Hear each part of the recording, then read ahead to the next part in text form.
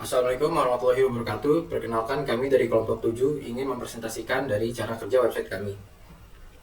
Yang pertama, di sini ketika website kami pertama dijalankan, maka akan masuk ke dalam direktori index.php pada direktori public. Yang di sini menginstansiasi objek dari app. Kemudian di app sini terdapat default controller dan method, yaitu home dan index. Kemudian fungsi construct di sini adalah yang pertama memanggil fungsi parse URL yang berfungsi untuk memecah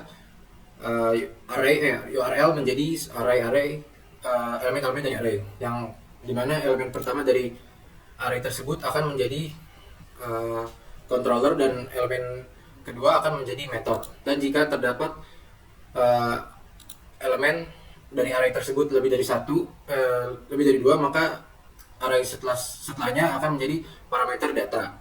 Kemudian di sini akan dijalankan fungsi call user function array.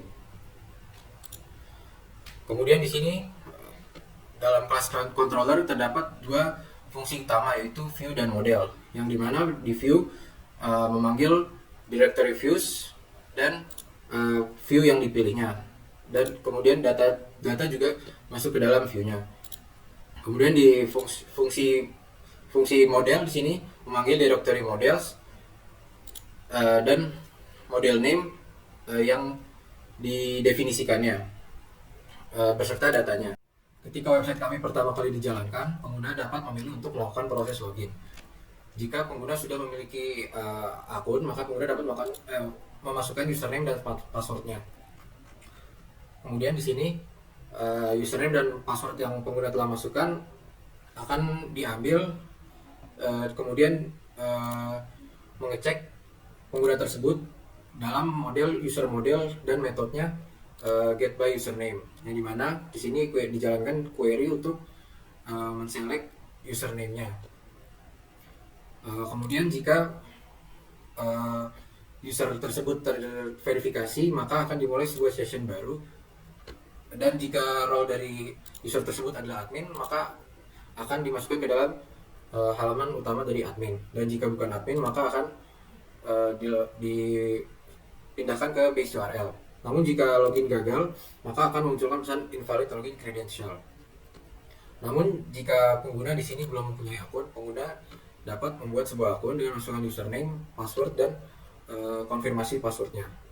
Yang dimana di sini proses registrasi dijalankan dengan fungsi register proses yang memanggil model user model dan metodenya insert. Di dalam metode insert ini akan di password diambil dan password tersebut akan di hash. Kemudian akan dijalankan query untuk menginsert user tersebut ke dalam database. Dan jika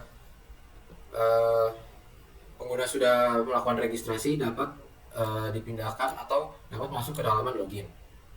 Kemudian di sini fungsi logout, jika pengguna sudah masuk dan mengklik tombol logout, maka session akan dihilangkan atau di-destroy, kemudian mengembalikan ke halaman utama dari website kami, yaitu public dan method index. Website kami terhubung ke database menggunakan konsep video, di mana pertama pada kelas database didefinisikan variabel host, user, path, dan db name menggunakan konstanta yang sudah didefinisikan di file config seperti ini.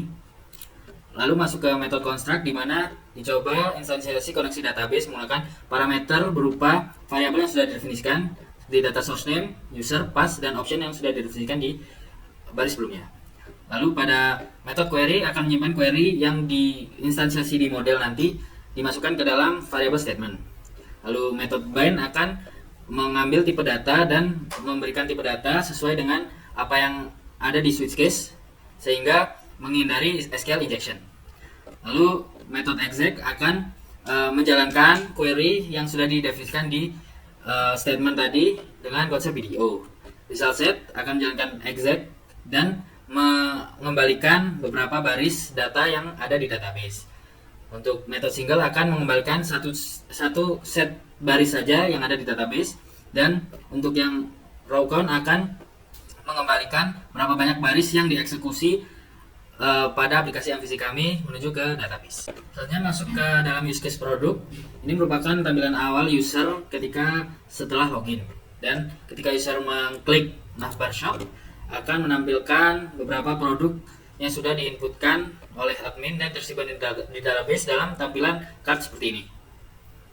Nah, pada kodenya, dimana ketika navbar dipencet pada bagian shop akan mengembalikan URL/shop dan akan memanggil control shop, di mana dengan metode index yang akan memanggil produk model dengan metode getAllProduct dan disimpan ke dalam variabel array data produk. Di produk model jangan fungsi getAllProduct yaitu query select all from product dan akan mengembalikan semua baris data yang ada di tabel produk dan dikembalikan ke controller, dan di controller selanjutnya akan memanggil view shop/index dengan data yang sudah disimpan sebelumnya. Nah, pada bagian index akan menampilkan card dengan PHP for each, menampilkan gambar, nama, kategori, dan harga sampai semua data yang ada habis. Nah, jadi seperti berikut akan menampilkan 5 produk. Berikut merupakan tampilan admin untuk use case produk, yaitu manage product, di mana dia bisa menambahkan produk dan melakukan delete pada produk yang sudah ada. Ketika admin menekan tombol tambah produk, dia akan dialihkan ke halaman form untuk tambah produk, di mana diminta untuk diisi beberapa parameter yang sudah didefinisikan, yaitu nama, kategori, harga, dan juga upload gambar dari produk tersebut. Nah, ketika tombol selesai ditekan, dia akan menjalankan metode push dengan entity multipart or slash form data, yaitu untuk mengupload gambarnya juga ke dalam controller admin product di sini dalam metode insert product. Nah, dia akan menyimpan beberapa parameter yang sudah diisi, dan untuk khusus gambar sendiri dia akan dicek pada metode upload product. Pertama, dia akan dicek apakah sudah diupload, ekstensinya dicek apakah sesuai JPG, atau PNG, ukurannya apakah terlalu besar atau tidak, dan akan dijalankan fungsi move uploaded file, di mana dia akan memindahkan temporary directory-nya ke dalam directory yang sudah didefinisikan pada aplikasi MVC website kami. Lalu untuk fungsi delete di sini, ketika delete ditekan dan akan memunculkan notifikasi seperti ini, dan ketika OK, maka dia akan menghilang dari tampilan admin. Nah, untuk itu dia akan masuk ke metode hapus ini dan memanggil produk model, yaitu hapus produk ini dengan menjalankan query delete from product where ID produk sama dengan ID. Oh ya, untuk yang insert tadi dia juga memanggil produk model, tapi metode insert dengan query insert into product values, parameter yang sudah didefinisikan dan diambil dari controller sebelumnya.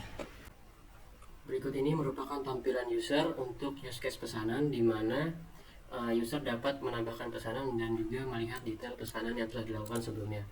Pada URL di atas ini terdapat parameter 3, di mana menunjukkan ID user yang sedang login, karena setiap user melakukan pesanan yang berbeda-beda. Masuk ke tambah pesanan. Di sini user diarahkan untuk mengisi parameter nama, alamat, nomor telepon, produk yang dipesan, jumlah produk, dan juga metode pembayaran. Saat user klik tombol pesan, maka akan menjalankan metode post pada form pesanan yang terdapat pada controller pesanan di metode form process. Di controller pesanan akan menjalankan metode form process, yaitu memanggil pesanan model yang terdapat pada metode insert. Pada metode insert ini akan menjalankan query ini. Lanjut ke detail. Saat user mengklik detail akan tampil seperti ini, yaitu memanggil model detail pesanan yang lebih rinci. Selanjutnya adalah bagian dari tampilan admin untuk use case pesanan, kurang lebih sama seperti pada user, di mana admin dapat melihat riwayat pesanan, detail pesanan yang dilakukan oleh user. Namun perbedaannya adalah di sini adalah tombol update, di mana saat kita klik akan diarahkan ke form pesanan, kurang lebih sama seperti user tadi. Namun pada parameter nama, alamat, nomor telepon produk yang dipesan, jumlah dan juga metode, admin hanya dapat melihat atau di setting read only. Selanjutnya adalah pada status pesanan, admin dapat mengubah status pesanan. Jika kita ubah dan kita klik tombol update, maka akan diarahkan kembali ke halaman admin pada pesanan, di mana ini terdapat pada metode update. Jika berhasil akan diarahkan kembali ke halaman admin. Berikut merupakan tampilan user untuk use case metode pembayaran, di mana user dapat tambah metode pembayaran dan juga delete metode pembayaran. Seperti yang terlihat di URL ini, terdapat parameter 2 yang menunjukkan user ID user yang sedang login, yang menunjukkan bahwa daftar metode pembayaran setiap pengguna itu berbeda-beda. Ketika tambah metode pembayaran ditekan, akan disuruh memasukkan parameter yang sudah didefinisikan sebelumnya, yaitu metode pembayaran, nama bank, nomor rekening, dan nomor rekening. Ketika tombol tambah ditekan, dia akan masuk ke method post ini dengan base URL metode lalu tambah, yang akan menjalankan metode tambah pada metode controller, yang juga akan mengeksekusi metode tambah metode pada metode model, yang akan menjalankan query insert into metode pembayaran, values user ID, pembayaran ID-nya auto increment, metode, nama bank, dan nama rekening. Lalu untuk hapus metode hapus metode pembayaran, ketika user menekan tombol delete akan muncul notifikasi seperti ini. Ketika dipencet OK, metode pembayarannya akan hilang. Dan untuk hapus metode pembayaran, metode pada controller akan menjalankan metode hapus dengan parameter ID pembayaran dan user ID, yang juga akan menjalankan metode hapus metode pada metode model, yang akan mengeksekusi query delete from metode pembayaran, where pembayaran ID sama dengan ID-nya. Selanjutnya, jika user menekan tombol blok, akan diarahkan ke halaman blok yang akan memanggil kelas blok dan metode index. Pada dasarnya metode index akan menampilkan halaman blok, view dengan parameter yaitu kelas blok dan juga metode index. Selanjutnya juga metode index ini akan menampilkan data-data yang sudah dimasukkan admin dalam array blocks yang sudah dibuat untuk menampung data-data dari blok yang dimasukkan admin. Pada halaman admin juga dibuat for each yang tujuannya untuk mengubah format tanggal yang ada di dalam data blok. Jika login menggunakan kredensial admin, maka jika menekan tombol manage block, di sini akan menampilkan blok-blok yang sudah ada atau dihapus oleh admin. Di situ akan memanggil controller dari admin block, yang mana akan memanggil juga metode index yang berguna untuk menampilkan view dari admin block dengan metode index dengan parameter data yaitu array blocks yang sudah dibuat untuk menyimpan data dari blok yang sudah diupload pada metode add block. Di sini jika kita lihat dalam index akan menampilkan kontainer yang berisikan product list dari array blocks yang ditampilkan menggunakan for each, yang mana jika dilihat dalam view-nya akan terdapat button delete yang digunakan untuk menghapus dari array yang ada tadi data yang ingin dihapus. Dan jika kita lihat di sini, jika kita klik delete akan muncul pop-up dan tulisan data berhasil dihapus. Selanjutnya jika kita mengklik tombol tambah artikel akan memanggil view dari add block yang digunakan untuk menambahkan artikel ke dalam array yang dibuat tadi. Di sini juga bisa kita lihat metode dari insert block yang digunakan untuk menambahkan ke dalam model database dengan parameter-parameter seperti judul, isi dari blok, tanggal pembuatannya, dan juga gambar yang akan diupload oleh admin ke dalam form. Sekian presentasi website Keramik Dinoyo yang dipresentasikan oleh kelompok 7. Kurang lebihnya mohon maaf. Wassalamualaikum warahmatullahi wabarakatuh.